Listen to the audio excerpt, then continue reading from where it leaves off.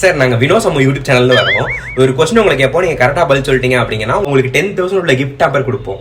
அப்படி இல்லை அப்படின்னா அவங்க எங்க கூட ட்ரூத் ஆர்டர் ஆடலாம் சார். உங்களுக்கு இதில் வந்து பார்ட்டிசிபேட் பண்ண இன்ட்ரெஸ்ட் இருக்கா? அப்படியா? என் பொண்டாட்டி ரொம்ப சந்தோஷப்படுவாப்பா. கஷ்டமாவது கேட்காதீங்கப்பா, கொஞ்சம் ஈஸியாக கேளுங்கப்பா. சார் அதெல்லாம் ஒன்றும் பிரச்சனை இல்லை சார், ஈஸியாக தான் கேட்போம். நம்ம நாட்டோட பிரசிடென்ட் யாரு?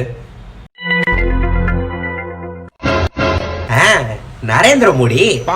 என்னப்பா அவர் தானே எல்லா சேனலுக்கும் பேட்டி கொடுக்குறாரு, எல்லா ஊருக்கும் போயிட்டு வர்றாரு, இது கூட தெரியாம இருக்கும். அட பைத்தியக்காரனாயே, மலைக்கு கூட ஸ்கூல் பக்கத்து உதவி இருக்க மாட்டான் போது.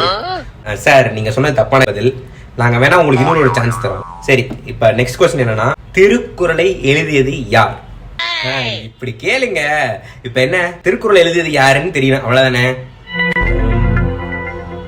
அவரா இருக்காது, இவரு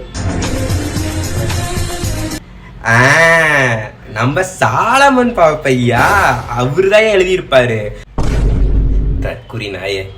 சார் நீங்க 2 கொஸ்டினுக்குமே தப்பான பதில் சொல்லியிருக்கீங்க. நாங்க சொல்ற ட்ரூத்தா டேர் நீங்க விளையாடி தான் சார் ஆகணும். இப்ப சொல்லுங்க, ட்ரூத்தா டேரா? தம்பி, நான் எப்பவுமே உண்மையை தான் பேசுவேன். ட்ரூத்பா சார், ட்ரூத்னு சொல்லியிருக்கீங்க. இப்ப ட்ரூத்னு வந்து பாத்தீங்கன்னா உங்களோட எக்ஸ் கூட நீங்க எங்கெங்கெல்லாம் போயிருக்கீங்க அப்படின்ற ட்ரூத்தை நீங்க சொல்லணும்.